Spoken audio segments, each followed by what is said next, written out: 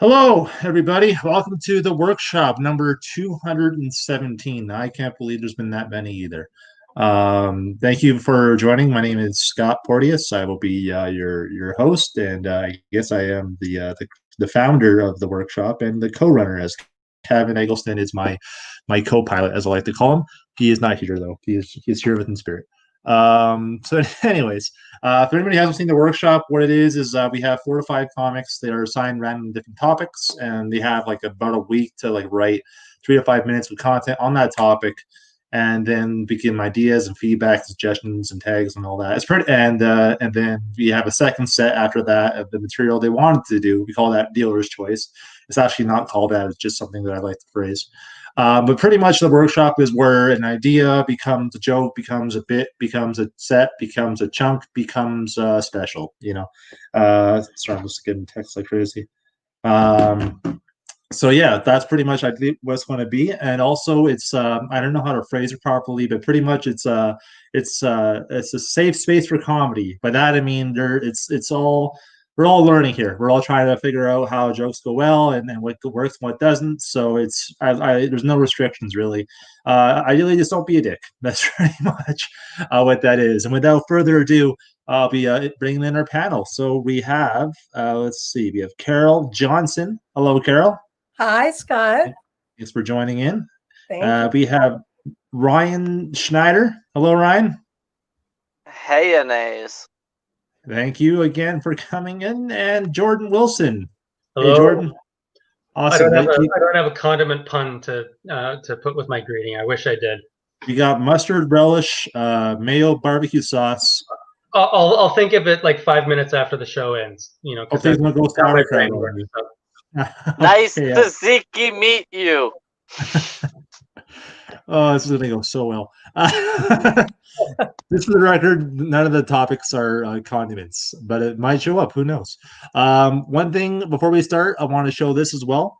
Anybody who wants to have their comments read on here, we read all the comments, feedback from people. Hopefully, they're not criticisms, but I'll read it as long as it's not incredibly mean. Unless it's towards me, I'm very self-deprecating. Anyways, for StreamYard, basically, if you accept StreamYard as your Lord and Savior, sign up. It'll show you your name, the person who's actually sending a comment. Otherwise, it just shows a random anonymous comment, like it's the internet. So yeah, that's pretty much what that's for. And with that being said, everybody, let's start the show. So we'll kick off the workshop with 3 to 5 minutes. I'll light you at 4, Carol. She's doing the first one, and her topic is bed and breakfast. So let me get a pen and pad ready. Okay, so with bed and breakfast, Carol, whenever you're ready. I am as ready as I ever will be. Not inherently really funny, but I have a lot of experience with bed and breakfast. They used to seem very romantic.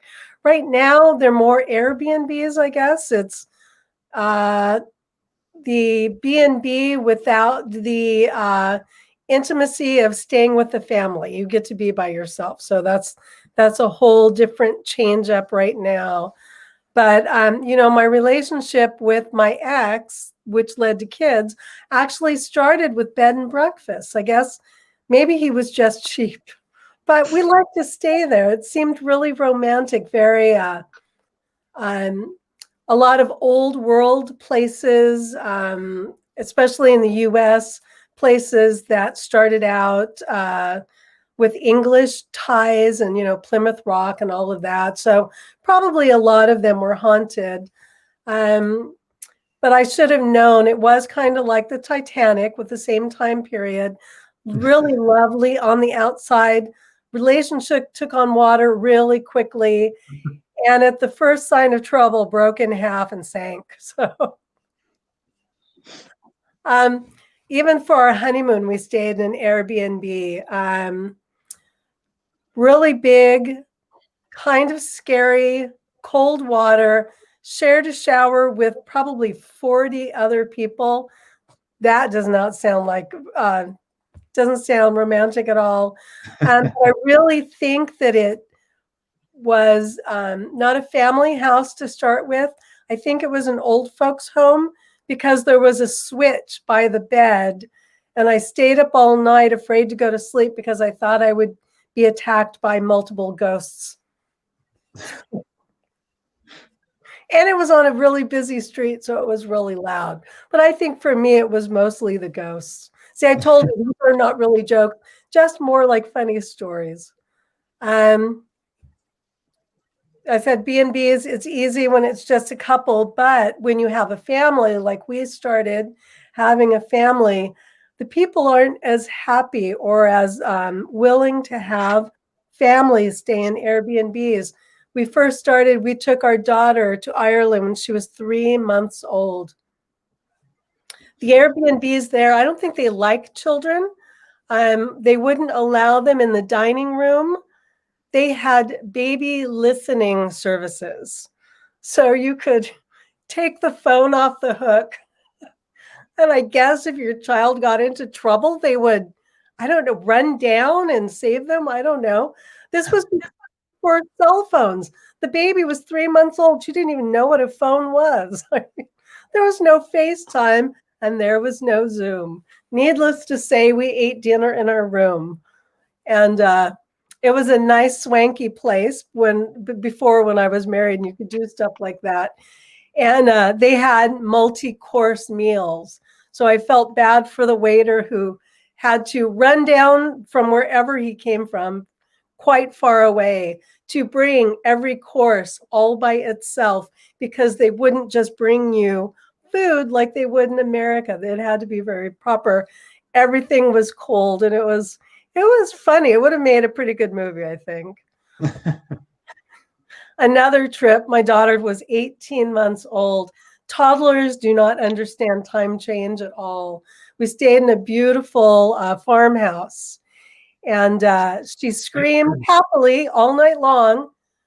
And we thought it was all okay, but I guess the walls in Airbnbs, they're very small, and bed and breakfast, very small because everyone at breakfast that morning looked like they'd been up for a week. They had dark circles under their eyes. They weren't really happy to see us. So like I said, if we'd been on Survivor, we would have been the first people voted out. I actually came up with a great idea for a show. You could combine bed and breakfast with haunted houses. It would be like Big Brother, but you couldn't see the other contestants. It could be called Bed and Breakfast, The Shining Edition. That's all I got. Good job, Carol. Thank you. I got a lot of feedback, so I'll wait till everybody else first. So whoever wants to go. I can go. I just got a few things. Let's see. What did I? I guess the first thing when you talked about sort of sharing a B&B with strangers. I mean, if you could, I think if you could find some sort of really specific thing, I think it could make it really funny. It could really, something along the lines of, hotels make the mistake of separating you from the loud Italian couple or something like that. That kind of stuff. Just think of all the nightmare couples that you could be paired with, and just think, as many specifics as you can. I really liked the Titanic analogy. I thought that was really funny. That was that was really good. I mean, and you touched on it on the end about sort of The Shining and that sort of stuff. But like one thing that I thought of, like, because you said some of these bed and breakfasts seem kind of creepy. So I thought, well, hey, nothing's more romantic than staying at a place they could shoot a horror movie at.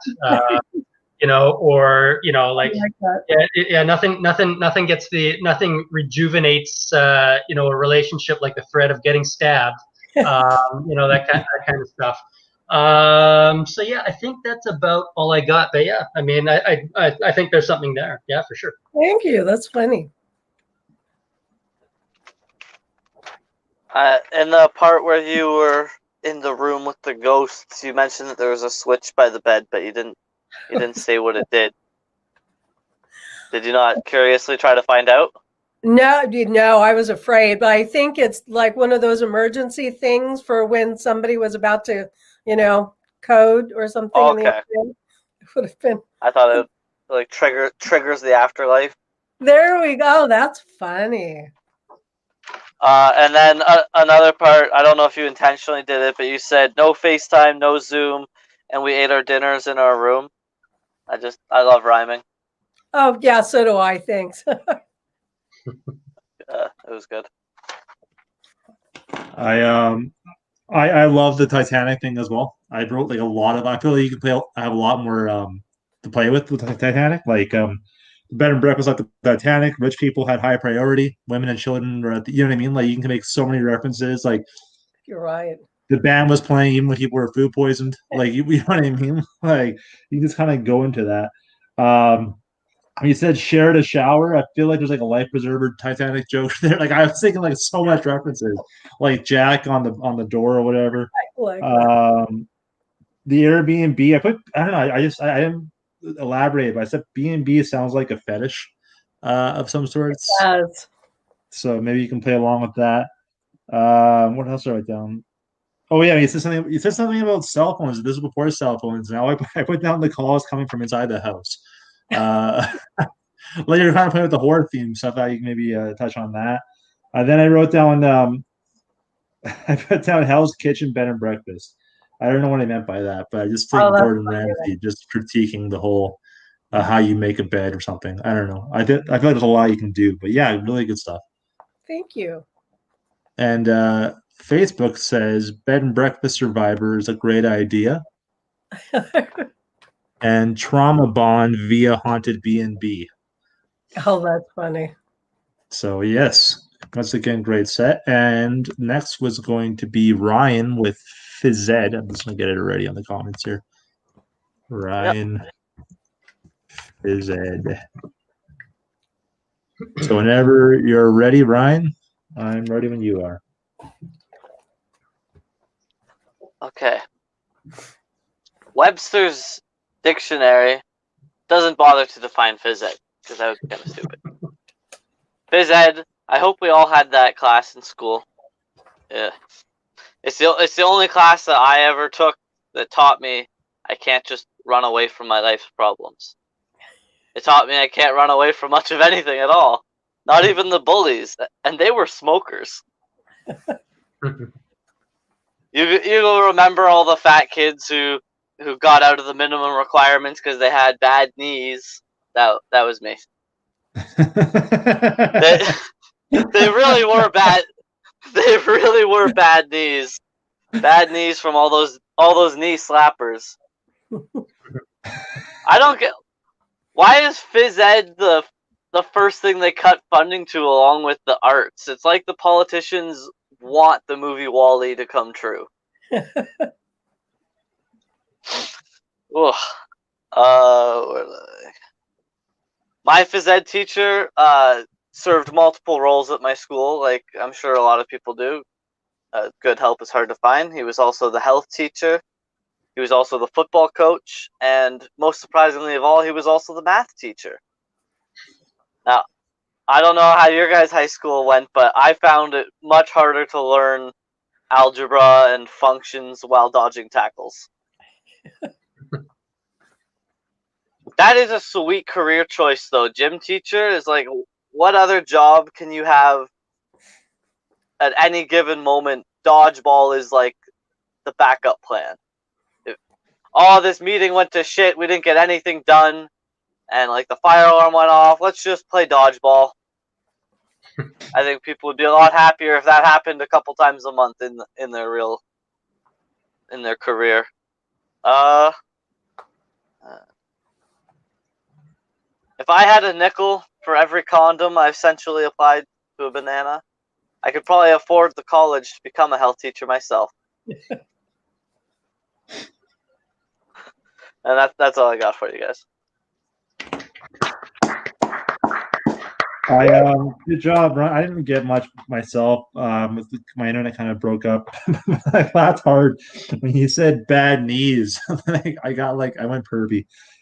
I was like, every fat kid has bad knees. Like, what, they because they can't run away. And okay, I feel like the dodgeball. I think there's a lot you can do with that too. Like I put down dodgeball is like a good practice for avoiding bullies, or like on that platform. I also, if you want to get like punny, I was thinking of dodgeball as in like a Dodge Caravan or something like that. Like, oh, I was never good at dodgeball. Every time I played, I got into a vehicular accident or something. You know what I mean? Like kind of like to a misdirect with that, but.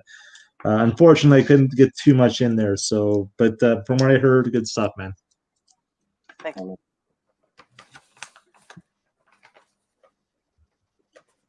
Anybody else? I have something. Okay. Bad knees. I mean, I hated dodgeball. I was always picked last in school, always, always.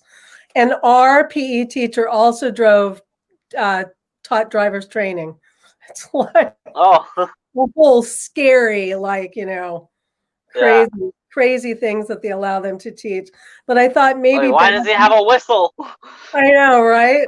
I was thinking bad knees due to praying not to be picked. Like, please don't Okay. pick me. I That's hate good, bro.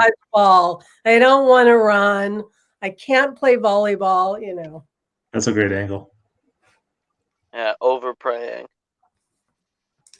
Don't pick me. Yeah. It'd be funny if it was like a Catholic team or something. You know what I mean? Like, Yeah, exactly.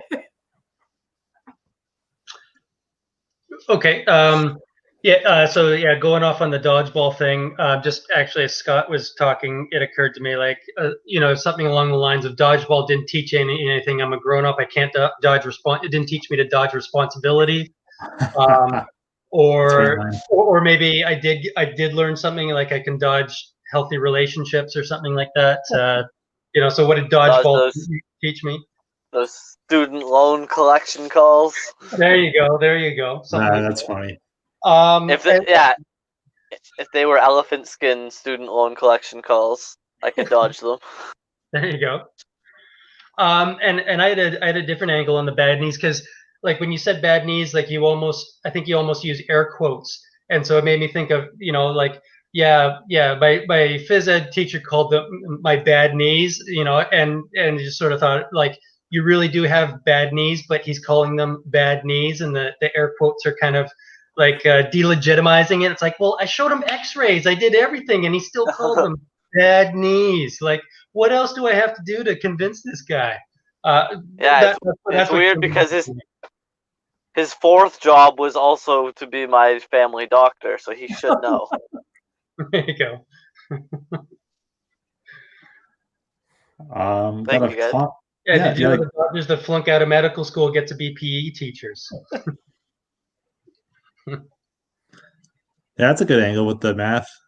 Yeah. Using dodgeball and trigonometry.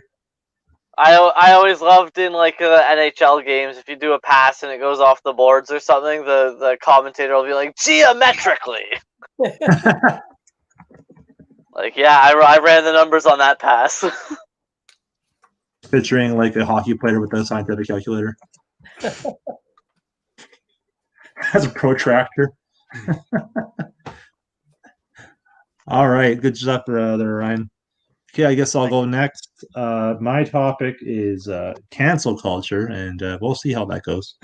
I'm going to be reading verbatim. I don't remember. I wrote this like 3 hours ago. I don't memorize it. To do justice, I have to read it. Sorry, it's going to become off like a monologue more than anything. Anyways, here we go. Cancel culture. Okay. I have so I've never been a fan of the concept of cancel culture. Like, I think it's like the modern day equivalent of the Salem witch trials. Like, what's that? You don't agree with me? Hashtag witch, right? It's ridiculous. Like, it's like playing God in the most mortal of ways. Like cancel culture is the adult version of la la la la la la. I can't hear you. It seems that way. It's too much power for a weak person to have, is all I'm trying to say. Like, I understand people say horrible and shitty things. I do, but I also feel like there's more than one way to address it rather than just cut them completely off from society, you know? Like cancel culture is just another form of cyberbullying, right? Like, you know, okay, everything has an exception. I get it. I just feel that shouldn't be the first thing we do if we hear something that we don't like. If that was the case, we should be able to cancel politicians and laws, you know? Like, you're not going to shoplift that, are you? Shoplifting doesn't exist. These are not the droids are looking for. I couldn't resist. But we need to have like constant challenges and arguments in order to learn from people or even teach them, right? It's how we grow as a society. Like sometimes people say ignorant shit out of ignorance, not hatred, right? And all it's doing is making everyone more and more sensitive. Like before all this, small things would only annoy us, right? Now everything offends us. You know, like, hey, Merry Christmas. What did you say? Hey, man, Happy Holidays. Too late. Cancel his Christmas cheer. Right? This world is so consumed by cancellations. Like you think it was started by Skynet, right? Like, is he John Connor? Are you assuming my gender? Terminate the social media. It's just gotten way too extreme. Like it's just a matter of time before people who get canceled can't even kill themselves because people who are offended by suicide will cancel that too, right? And then eventually people will just cancel life itself, and then people will cancel themselves into limbo, just an eternity of purgatory and Full House reruns. Like I'm not saying that I endorse or promote all the horrible things said or done, but I do believe to a degree we should be able to at least try to educate firstly before we proverbially burn someone at the stake. Like everyone at one point has made a mistake, some small and some they had to breastfeed for several years, all right? But we all make mistakes and we deserve a chance to learn from them in a way that doesn't involve a giant smear campaign for the one time you filmed an adult video in college because you needed the money. And that is my say.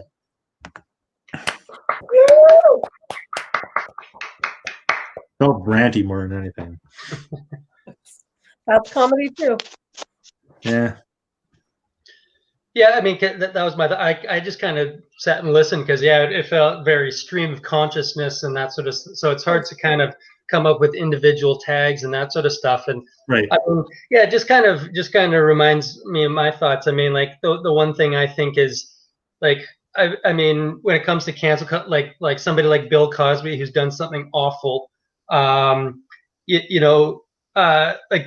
we've just never dealt with this before, so we don't know what the sentence is supposed to be. Like, yes, he should get, or take Louis C.K. Maybe that's a better example because Bill Cosby actually committed crimes. He's actually people were legit. So, yeah. So, but things along that, like, I mean, it's sort of, we don't know what the sentence is supposed to be. Like, so, I mean, some people are so offended they never want to see him again. That's fine, but like, I mean.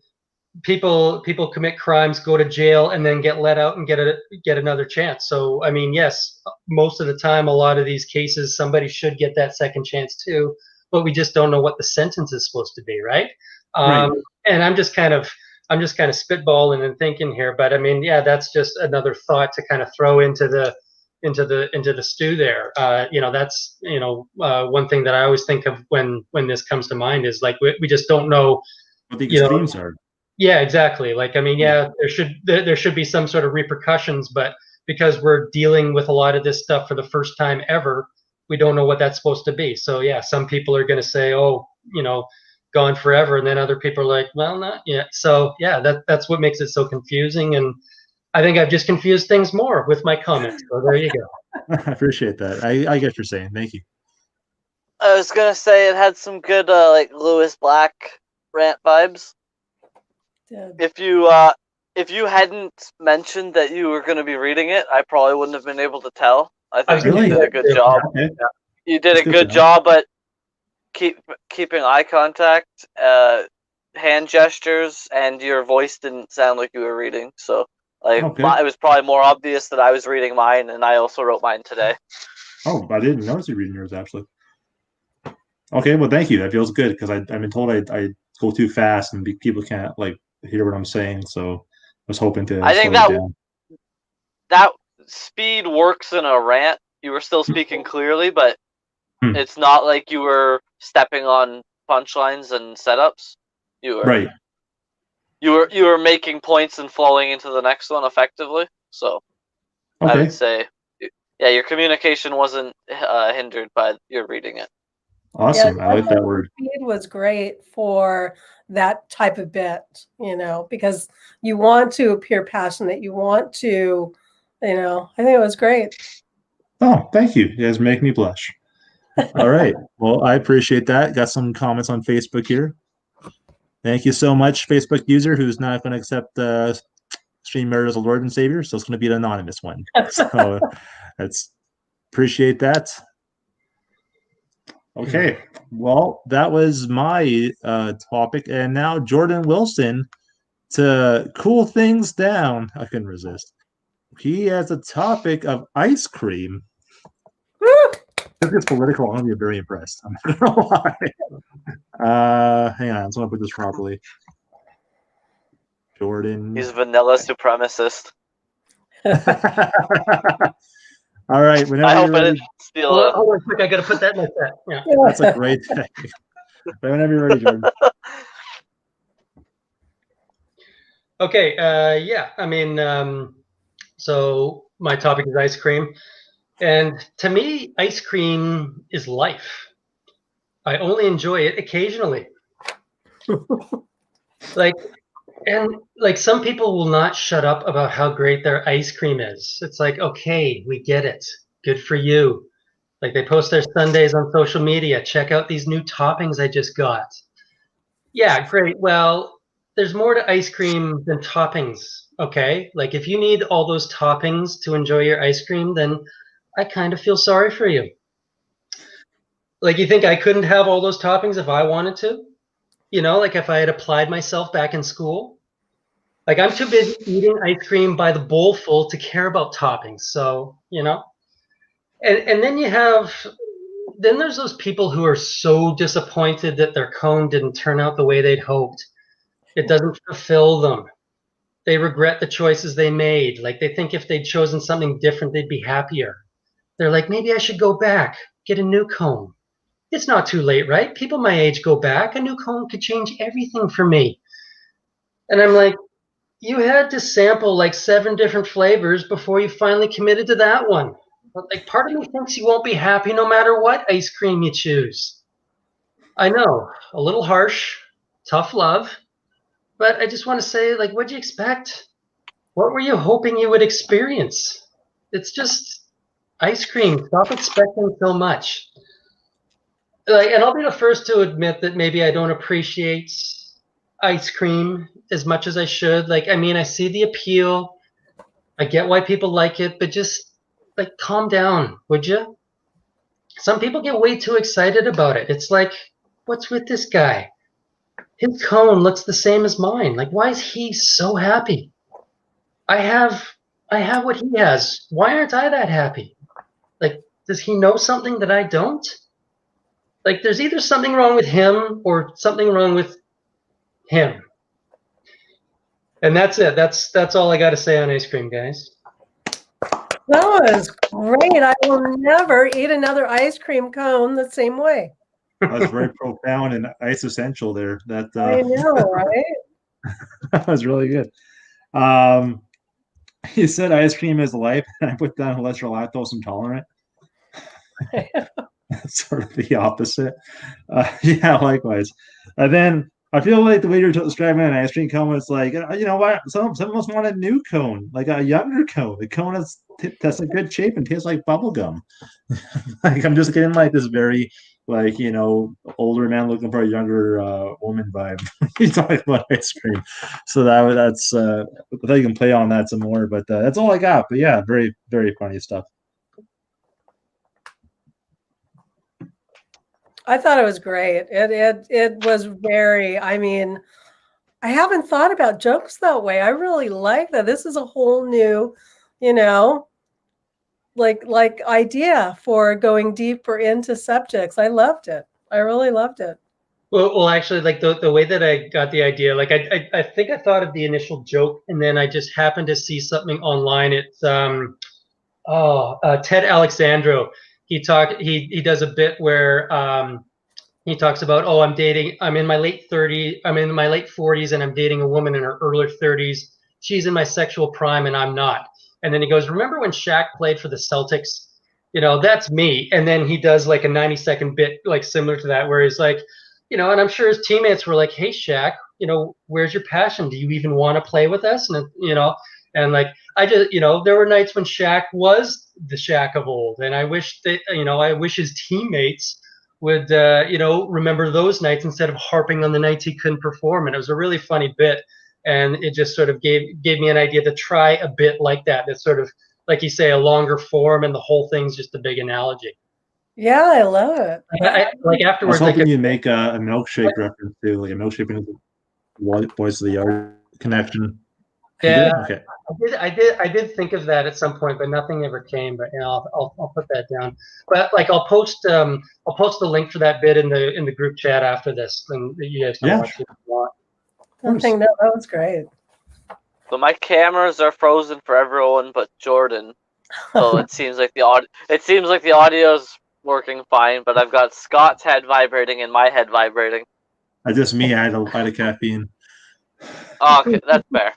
I liked that for almost all of it, if not all of it, you could pretty much substitute ice cream for like degree, career choice, love interest, and it felt like very relatable to whatever it was that you were desiring. Very cool. And that was great. Yeah, good stuff. Okay, I concludes the first half of the. I guess there'll be a one-person short, Michael Bolton, but that's fine. Not that I call him out. No, fuck that guy. No, I'm sure it's just the reason why. I'm not afraid to say it. Okay, you guys are either really great friends or like just bitter enemies. Like there's no in between. Like he's in an adjacent scene to mine, and he's not well liked. Okay, well, I mean, this is a different. This is not a rally. Not to cancel him. I would have loved for him to come up here and show how big of a dumbass he is. This is definitely not a rally. We're not going to have a hostility. I mean, you're more than welcome to have your hostility. I just don't want to be defending it. Just teasing, Ryan. It's all good. I appreciate your passion. So that was the powerfully diplomatic administrator. Yep, and I am totally indifferent because I don't like confrontation. I'm German. It's a crippleness. My dad yelled at me a lot. Anyways, this is getting weird. Okay, so that was the first round. That was all our assigned topics. And now this is the dealer's choice. I don't know why I did the air quotes, but I don't know what it's called yet. I want to call it dealer's choice because really it is. So you choose your sets. I guess we'll go in the same order if that's cool. So Carol, did you have a set you wanted to try out? I do. I've got just a couple of jokes that I really like, and sometimes they work, sometimes they don't. Okay. So it's good. You're guys. You can tell me your thoughts. I'm being identified right now. Yeah, I know. I fooled another one. That's right. This one I really, really like. Sometimes it works, sometimes it doesn't. It starts out, I really love that my husband started working out every day. Then he bought a sports car and traded me in on a newer model. I am the perfect example of midlife, and usually I do it in a really midlife crisis roadkill. And then get ready to bumble, like the fighter guy. Andy Harmony. So tell me what you guys think of that. Like I said, sometimes it works, sometimes it doesn't. I mean, I feel like you should elaborate, like trade me for a model, like another model, like it's kind of like blank in for this, you know what I mean? Like just like a visual joke kind of thing. Like I don't know anything about cars, but like trading me in for like I'm just making an example here. I suck at cars, but like it's like a neon for a Tesla. You know, I don't know, but okay. Like, something to compare, and like something totally like drastic where it's like, I mean, I guess a little self-deprecating, but like not like sympathetic kind of thing, like funny, of course. Oh, my camera's back. I had a joke before that was like, my friend brought a VR headset home, and that's like you're using that right in front of your old 32-inch wide TV, and this new model can sit on your face, just rubbing it in. It's much cleaner. It's a clean, dirty joke. That's right on that line there. So the get ready to bumble line, like, do you do the full on impression of the boxing announcer? And I do, and I have a friend that's an entertainment lawyer, and I even asked her, "Is this okay? Am I going to get in trouble?" And she said no, because it's parody, so it was fine. Yeah, exactly. I was going to say parody. Like, I was just going to say the closer, like, if it's the closer you can get it to a accurate impression of the guy, the better. But like, if you're giving it, you're like, let's get rid of them. Like, exactly. I think it would be really funny. Holding the mic upside down. Oh, nice. Yeah. So, but like I said, sometimes sometimes because I'm older, they feel sorry for me and they're not willing to laugh with me. But sometimes they really laugh. So it's when you do it. I think it's just one of those you've got to go for it 100%. Like every time, if because I could see that joke not doing well if you only do it halfway. Like if you don't sound confident, right. I think like having not seen you do the joke, that would be the only guess I would think is why that wouldn't do well. Because I'm picturing somebody like doing the exact voice and doing the exact enthusiasm and all that, and that thought makes me laugh. Okay, cool. Sorry, I'll wait till you're done, Jordan. I have an idea. Sorry, go ahead. But yeah, I mean, that's my feedback on that one. And I'm still trying to think of stuff for midlife crisis roadkill because I like it as a concept, but like nothing's cut. But like if everybody just keeps talking, maybe something will come. But go ahead, Scott. Right, I'm afraid to forget. I get excited. I didn't mean to interrupt. I'm apologizing here. So when you did the Michael Buffer thing, you said go all out, and I'm totally on board with that. But do you go like in this corner, like in this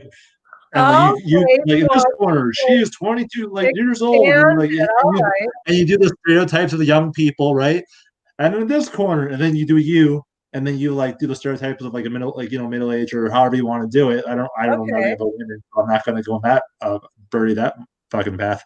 You know what I mean? Like in this corner with more bags than this, or you know what I mean? Like kind of like it'd be really funny to like do that little descriptive. And then like let's get ready to bumble. They will get it then, yeah. Okay, or an add-on to that, the winner by technical knockout because she's technically younger, Amber, or whoever. It's technically a knockout. Like some bimbo named Heather, Amber, Tiffany, whatever, by technical knockout because technically her age is lower. Okay. And she's throwing jabs or whatever. You could add all sorts of stuff, Okay, cool. Or last second, oh, she's disqualified because it's past her curfew. I love the line, she wins TKO because she's a technical knockout. Like, you know what I mean? Like, because it really embodies that this woman is younger and, yeah, I think there's a lot you can do. There's a good double entendre with the word knockout between boxing and sexism. Right, okay. So just make it a bigger hit and get people on board with it, so. Yeah. Okay. At one point, like it's one of those jokes where I feel like at one point someone's going to relate to you, and then you're going to get that crowd, like who's like that, who understands that, who's at that age, or like connects to that, and like I feel like it's one of those jokes that can grow, like the more you like list things, you know what I mean? Right. It's like in front of one of the last live shows. It's like there was a lot of younger people, so they kind of went. Oh, and then I'm like, oh, that's okay. What did I say? That's okay. She traded him right in, and she did. So, and then they felt it was okay to laugh. And what you can do too, if it is a younger crowd, you can kind of like, you can even say it, like you can address it like, oh, it's a younger crowd. Okay. And then you make like a UFC reference that you can kind of like make an octagon. You know what I mean? Like you can kind of think of some familiar lingo and stuff like that, right? Like I feel like there's a lot you can do with that. You just need to stretch it and play around with it. Okay, cool. I like that. This is a tiny detail, but like, I mean, take it or leave it. But like, sort of after you do all the technical knockout stuff, like, okay, like, you know, she's already lost. Maybe you could have the guy say, like, use your own name. So he's so Carol Johnson, let's get ready to bumble, and that could be the closing joke on the bit. I think because I think that's the high point of what would be the bit. And for the act, though, because you have Michael Buffer, do you have announcers too? Because I feel like it'd be funny if you're like, "Oh, and she just said that her mother-in-law is fat." That's a quick jab. You know what I mean? Like kind of, like you can kind of like act out a lot of different scenarios depending on how comfortable you are doing it. I feel like this is one thing that Zoom has done for me is doing comedy in my bedroom. Like it's afforded me more to feel like more in with the audience, more intimate, and really wanting when I get back on stage to be bigger, to be like way more bold and over the top. So because that's why we're in this. It's comedy, right? Here's another thing that just came to me, because before, whether it's boxing or UFC, before they always have a weigh-in, so you could use the weigh-in as a joke somehow. Like, it's an advantage in boxing, but it's not in this grudge match or something like that. You know? I love like weighing in this corner at 120 pounds, and in this corner weighing in at none of your business. Oh, I like that. Okay. There's like so much you can do, Carol. So much. That's so good. Thank you, guys. They make that joke as fun as possible because then it will translate for the people to laugh, be comfortable laughing. Yeah, I love this bit, and I think it's hysterical. So, you know. There's definitely a lot of potential there for sure. Like, keep working on that. Cool. I like that. Her record for arguments is 25. There's a lot. It's a lot you can do. That's so cool. Thank you guys so much. Awesome. Yeah, thanks for sharing. Or something. He traded for the younger model, but you have a sneaking suspicion she's going to be trading for a fuller wallet. That's a good one. Purse, because in boxing there's a purse, so you can talk about that too. Right? Purse. Okay. If I were you, I would just like Google boxing terms. Like I would just look up boxing terms and like see what you can word associate too, right? I would just commit the rest of your life to becoming the biggest boxing fan there is. There we go. Yay, thank you so much. Yeah, no problem. Okay. Well, let's see. I guess that would be Ryan. Did you have a set you wanted to try out? Yeah. I got a joke I can pull out. You're very close to the camera right now. I was checking my teeth for their reflection. Okay, whenever you're ready. So last year, in the before times, I found myself working for a temp agency. And I know that some of you might be thinking, Ryan, you seem so competent. What are you doing working for a temp agency? And truthfully, I just really like making first impressions. So at this particular job... Did else get that? Oh, she's telling us that, and then we'll do the feedback after. Sorry, Ryan.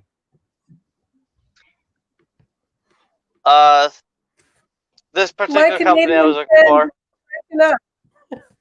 No, sorry. We'll have him do the set, and then I'll give him the feedback after. This company is called Easy Home. It's lease-to-own furniture and appliances for people with poor credit and coincidentally poor spending habits. It's the only job I've ever worked at where the tools of the trade were a warrant-wielding bailiff of the court and an Allen key. So what we would do at this job is we go to a customer's house, and generally we're either delivering and installing furniture, or on lucky days we have to repossess furniture. And if you can't tell from my overall demeanor, that's exactly the type of work I was born to do.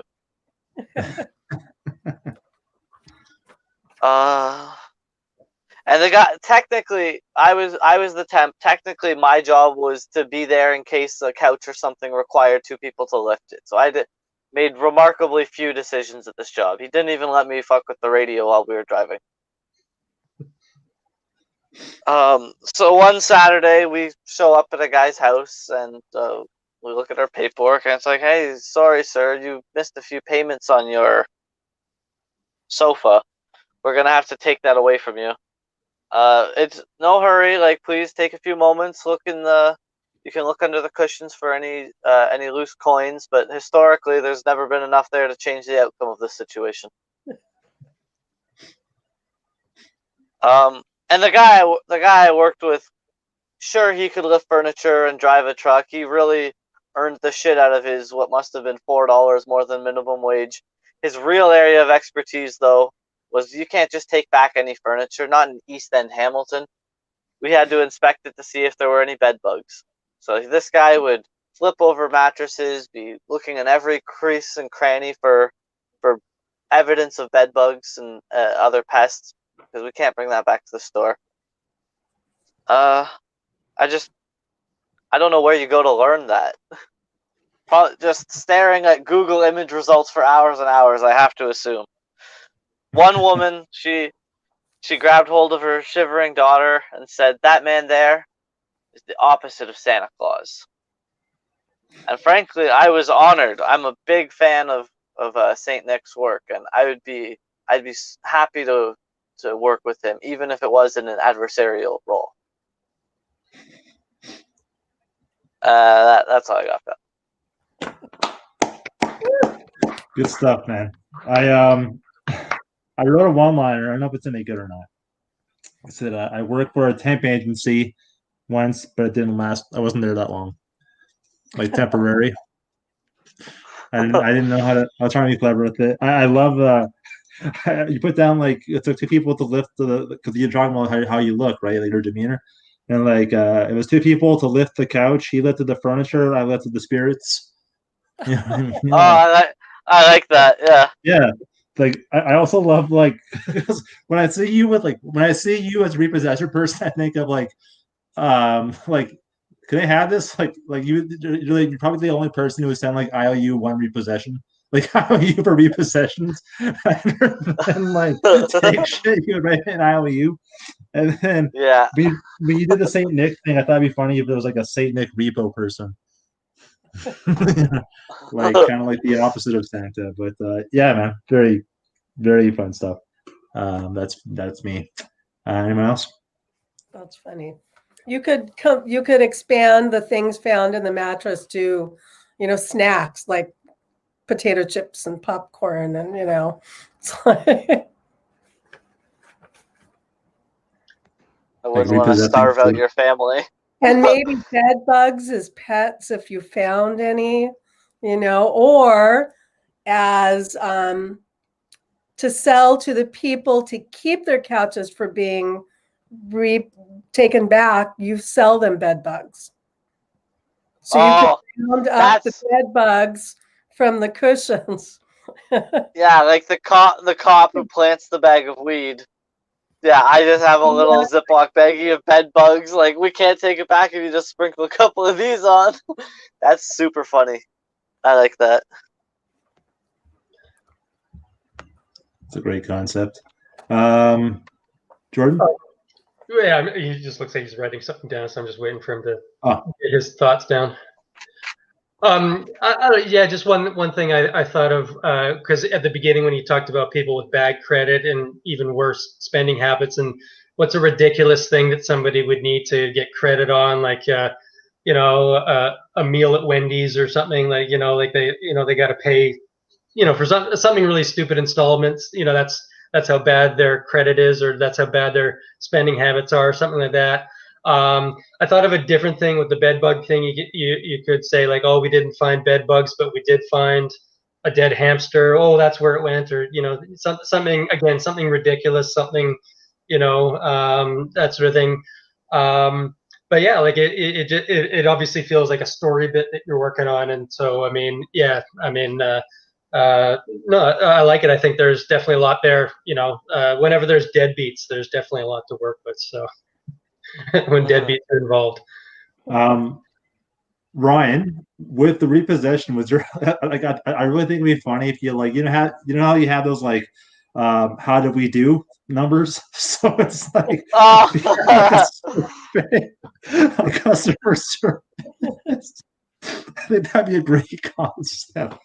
That would be good. Yeah, like from 1 to 10, how much did they ding up your house while moving the furniture through it? How polite were they taking your valuables? Would you recommend our repossession crew to friends or family? Yeah. How much did you enjoy your experience? I think that'd be a great concept. That reminds me a lot.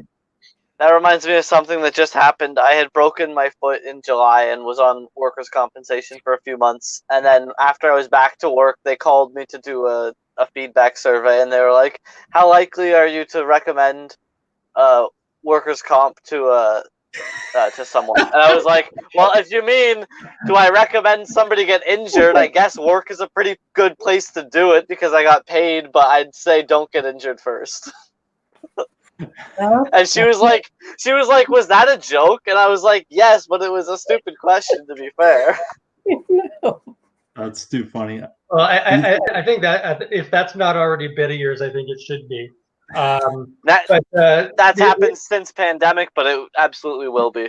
But the other thing I thought of too is like, okay, if you're having a comment card for your repossession services, the big question at the end, how much did you enjoy our service? On a scale of 1 to 10, maybe an angle you could take is like, I was really determined to get like at least a 7 or 8. Like, so I was just so cheerful when I came back. Like, I was just so nice to them, and I I gave them, I brought like water. Something like, and just be ridiculous with it. Like, you're just trying to please these people so hard because you just want to see like 1 8 on your satisfaction card for stuff. We're turning downtown Hamilton into minimalists, one repossession at a time. Oh, that's too funny. That's a great concept. I love it. Good job, man. Okay, so I wasn't like I was sort of like given a topic to just to experiment to write on just for the sake of writing, and I wrote it, and I never performed it yet, and I'm not sure how it's going to go, so I'm insecure. Anyways, so I was given evolution to write about, which it's always easy to write about evolution. It's not. So this is what I got. So once again, it's going to sound like I'm reading it because I am. So evolution is said to be the gradual development of something, right? Like especially from a simple to a more complex form, like a monkey to a human, or a simple mistake into an argument, right? Like science dictates that we all come from evolution, whereas religion dictates we all come from a higher power. And then the argument has evolved. Okay? Like it is said that we all evolved from fish at one point, which is hard to believe because I don't know how to swim or practice cunnilingus. But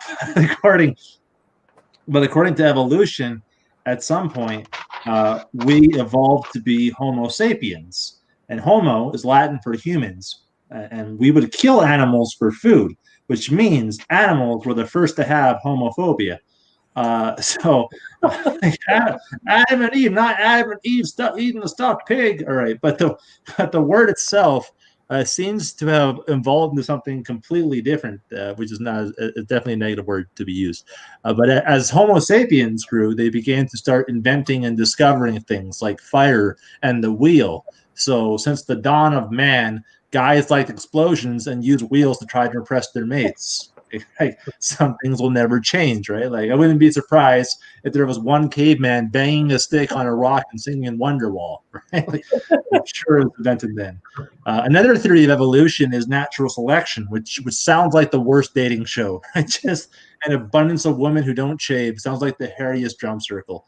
But natural selection is essentially only the strong survive with traits that would adapt to their current environment. So if you're deathly allergic to SJWs, you'd be dead by now. So, like natural selection has always been around, whether it's been by people being killed by a higher food chain or by memes of them taking selfies on a mountain edge. I couldn't really end that more. That's all I got.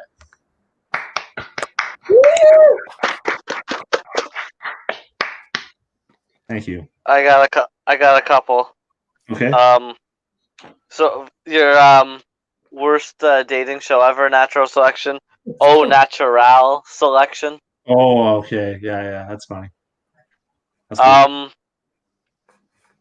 This is more of a fact check, but I'm pretty sure homo is Latin for same. good. And they I call Googled it. Well, I Googled it. That's why I made sure because I didn't want to be ignorant. Okay. Maybe it's in different languages. I don't know. Homo, Latin. No, because I always thought homo was for man. I think it's. I mean, my interpretation was closer to Scott's. Yeah, homo. It might be. It might be Greek because homo definitely means same in terms of homosexual. You're attracted to same sex, or homogenous means things belong to the same group. But it might be Greek, not Latin. So I'll retract that. And Greek in just terms means anal. So I mean. Oh, those Greeks were way ahead of their time.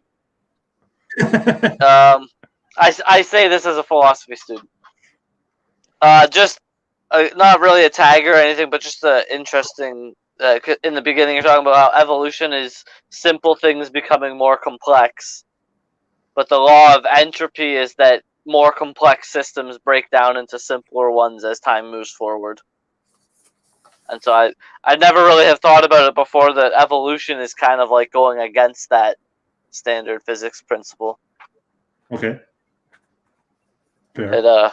That was like the opposite of funny what I just shared with you there. So I apologize for it's educational. It's not always funny. It's educational. It's fine too. Okay. I liked it though. Yeah. Oh, and the caveman bashing Wonderwall on a rock is a funny image. That Okay. is funny. Thank you. I felt the same way. I thought it would make a great like dating show, or or let's make a deal. Like, what's behind the rock? Is it fire? Is it, will you trade for your sticks for for a Right. wheel, or That's a funny premise. The thing I thought of when I thought of natural selection was like it was sort of like, I describe my dating life as natural selection because I never get selected, or for some reason I'm thinking like 8th grade. Like, I mean, natural selection and dating, I just think 8th grade, like, because only a few guys get selected and the rest of us are something like that. I don't know. I also did like your first joke about how when you said sort of a monkey, sort of simple into complex. Man, the example of yeah, and then you use the example of a monkey into a human, and I thought, what if there were like 2 people that you could use as a second example, like a monkey into a human, or like a an Ozzy Osbourne fan into a something, think of the 2 extremes of people that you could sort of, Right. use an analogy in that, like just to, poke fun at a particular target or something like that. Or, and, I know this is a comedy safe space. So I'm going to say this on video. I loved your homophobic joke, man. About how animals were the first homophobes. I thought that was very clever, and I think you could probably expand on that with I appreciate that. It took me a while to like write that with finesse, like carefully, like just making sure. I think that's a good joke. That one's a keeper for sure. Thank you. Appreciate that, everybody. Okay, and I believe it's Jordan to cap this off. All right. So whenever you're ready, you let me know, buddy. Okay. So, like I'm a down to earth guy. I don't have an inflated ego. It's one of the advantages at being awful at many multiple things. Okay, it's the only advantage. Like, there's nothing more humbling than being shitty at your passion. You know, like and people are like, hey, come on, like comedy's hard. Okay, well, I wasn't talking about comedy, so thank you for that fresh coat of paint. I mean, before I did comedy, I played baseball. I was dedicated. Like I trained year round, busted my ass. I was so bad at baseball, I changed people's stance on abortion. Like, I don't know if I ever offended anybody with my comedy, but I offended everybody with my baseball play. I was vomit. Like, and when I say that to my buddy, he's like, "Well, don't you mean you were shit?" No, because when you think about it, vomit is the stuff that wasn't even good enough to become shit.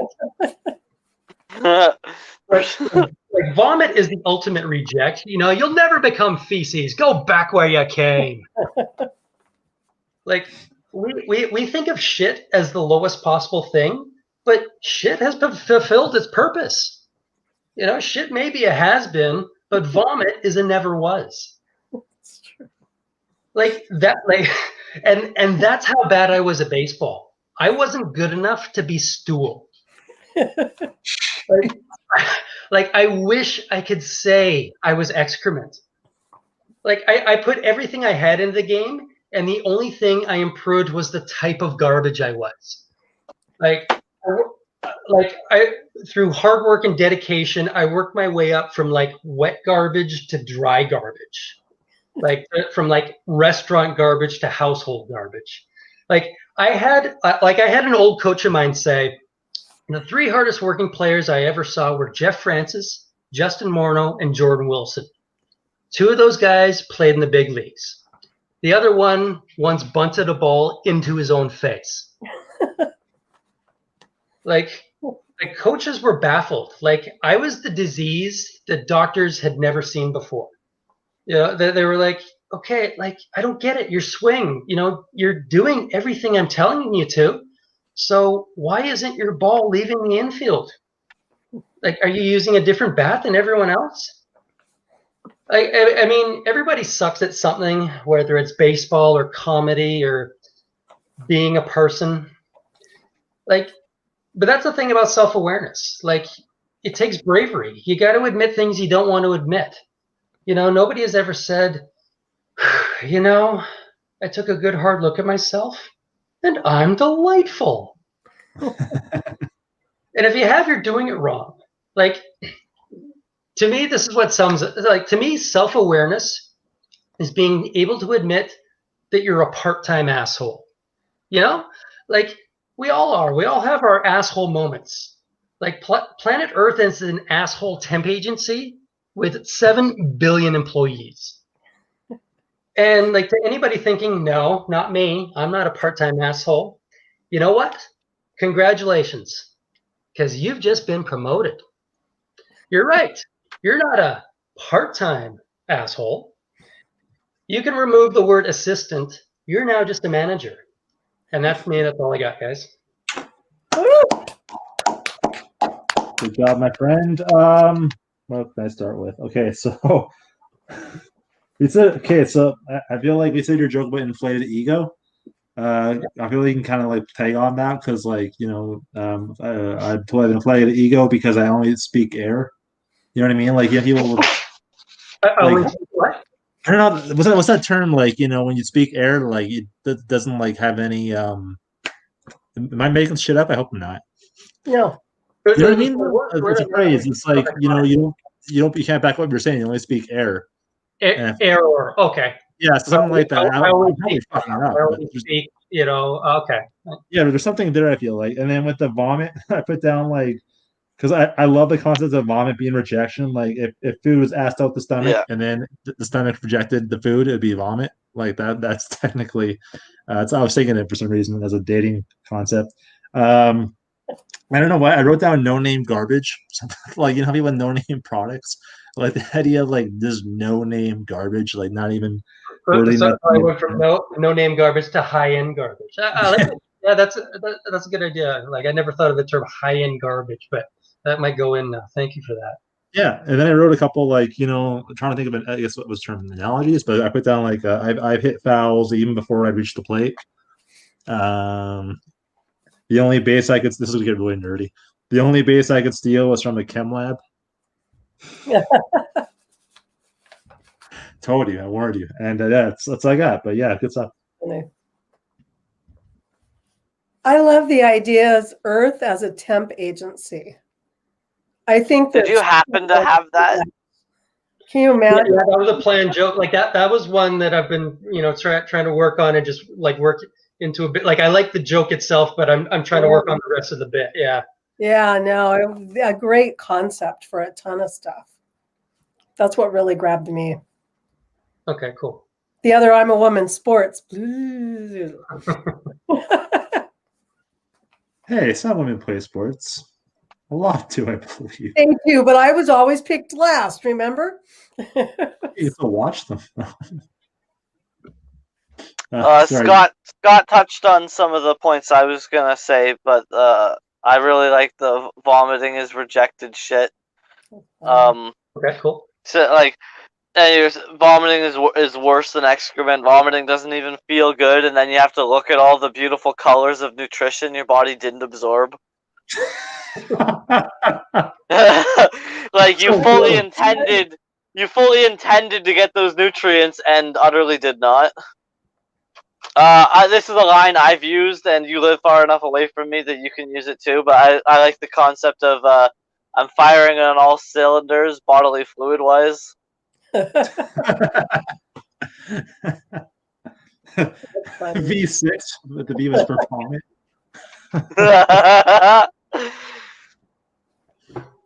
Oh, that's right. Yeah, anybody else has more feedback or tag guys, or that concludes? Maybe for the last little bit, like the 7 billion temp agency or employees at the temporary asshole agency was good, and then maybe clean up after that. Say it like the only kinds of people who aren't part-time assholes are too busy being full-time assholes. Yeah, that's what I. So did it come across in that last joke? Because that's what I was trying to get at. Like without actually saying you're a full-time asshole. So did that come across? Like, okay. Yeah, because I've got other stuff, sort of, like on like part-time versus full-time assholes and that sort of stuff. Because I've got a whole other bit on assholes. That's what makes if you don't think you're a part-time asshole, then I've got good news for you. You're eligible for benefits. Or I feel like or you're an asshole with healthcare. Yeah. I feel like you can tie it around too, because like you're talking about assholes and then you're talking about shit earlier. I feel like you can do a callback or some sort of like connection there, right? Okay. You're not an asshole. You're a recently vomited out of mouth hole. Just some sort of tie-in for sure.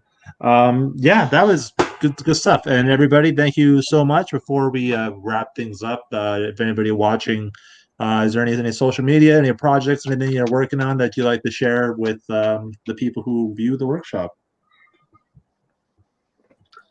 I'm going back to school. Oh no, go ahead. We all go once. I'm going back to school to get my life back on track because there's still time. Yay! All right, awesome. You go back and get that ice cream cone, man. You go get it. That ice cream cone of a philosophy degree. Baskin Robbins of degrees. Carol or Jordan, do you have anything you'd like to share? You will not find me on social media. I am the worst Facebook booker who's ever booked a face. So yeah, no, you will find me right here, right now, and then nowhere ever. Hiding from the feds. Okay, and Carol, is there? You can follow me on Instagram, Carol Johnson LOL. That's where all of my shows and stuff are. So Awesome. and And on Zoom. and for me, I am on Twitter, Instagram, and Facebook under Scott Porteous. Twitter and Instagram, all one word. And yeah, and workshop, we only have the group on. We don't have anything more on social media right now for the workshop. It's only on Facebook, but it's growing exponentially. If you guys enjoyed yourselves, we do this every day at 10 o'clock EST. There's always a different panel. Sometimes we have 5, sometimes we have 2, but we try to have at least 3 or 4. But it's a roll of the dice. But it's always a good time. It'll be a different host every time. And we're going to do this again tomorrow. And yeah, we also have a Q&A session next Tuesday. We have a professional comedian, Sterling Scott, who won the last San Francisco comedy competition in 2019, I believe. And he's going to be doing like a bit of a workshop to like educate and just kind of share his experiences and give advice and answer any questions you might have. And that's totally free to join in on. And yeah, so thanks everybody for tuning in. Thanks panel for doing this. Hope you guys had a great time. And have a great night, everybody. Thank Bye. you. Thank you. This was so much fun. I always have a great time.